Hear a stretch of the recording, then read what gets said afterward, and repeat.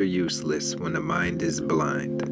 You've been programmed to never see what's right in front of you. It's like a filter's been put over your sight. The inability to stand over what's been hidden. Gaslit by your inner circle, made to feel like you're the one that's crazy. But their eyes are wide shut. You see, his story was never meant to tell you the facts. That's why it's his story. So they made up this illusion, one with tragedy, triumph, heroes and villains, moon landings and drug wars, all to cover up our past. One that was completely obliterated, greatness you couldn't even put into words. All gone, melted, disintegrated, and forcibly forgotten about. All of the television, the sporting events, the political scandals, the ingredients in the food, the hygiene products, in the fabric, all of it has been produced and fabricated to hide where we truly are. A chemical imbalance created within you to see everything there is for what it isn't. And you'll notice the average being wouldn't even give it a chance. Not a glance. Just that fluoride stare. One that'll try to make you question your inner sun. The fall of an electric culture. They fried the motherboard, the one you call Earth, and infected its inhabitants. That's what parasites do. The inner light of the Most High is what they try to replicate and fear the most. So they hide it from you. Made you think it was in some false prophet, some dogmatic fuckery that never resonated with you. And when you start seeing through it, you realize the veil was never just on information. It was on perception. You were just trained to look past what mattered, to keep your eyes moving, never lingering, never letting patterns form, because patterns expose breaks. You start noticing how everything pulls your attention outward, always consuming and never observing. So if you slow down, it starts leaking, and if you stand still long enough, it starts showing seams.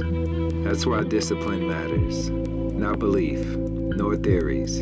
It's discipline. Learning how to look without rushing to explain. Letting your nervous system settle long enough to register what's actually there. And once your eyes recalibrate, you stop seeing what you were told to see and start seeing what survived. It's like putting the glasses on for the first time. Nothing new appears. The world doesn't change, but the overlay disappears. And not everyone gets to wear those glasses. You had to be chosen to put them on. What was always there finally comes into focus, and you realize you weren't blind before.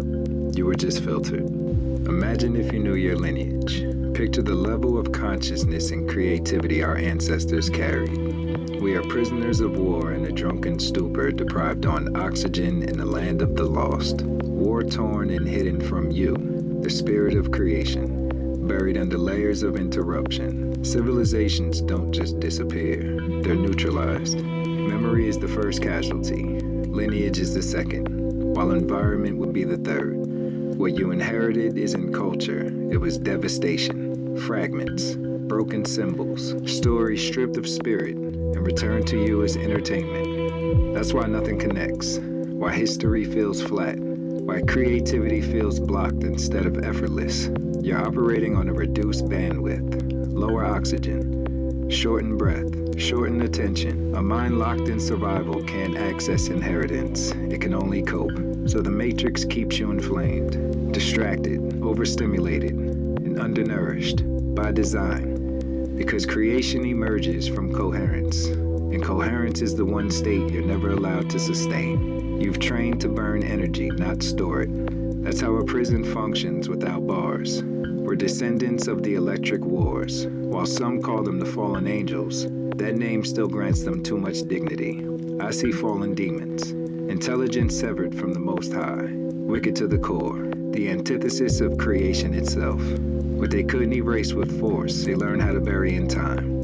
Because the last X Factor event didn't just scar the land, it fractured perception. But they didn't remove the evidence. They trained you how to look past it, by teaching you to memorize narratives instead of reading surfaces, by keeping your focus busy while the ground held the truth. And the evidence isn't rare, it's overwhelming. And the most unsettling part is how close it's always been. So enjoy the circus and bread, the spectacle and the noise.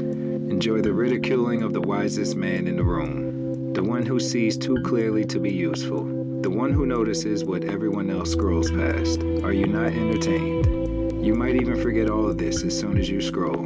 That's if you made it this far. And I wonder, why would they hide any of this?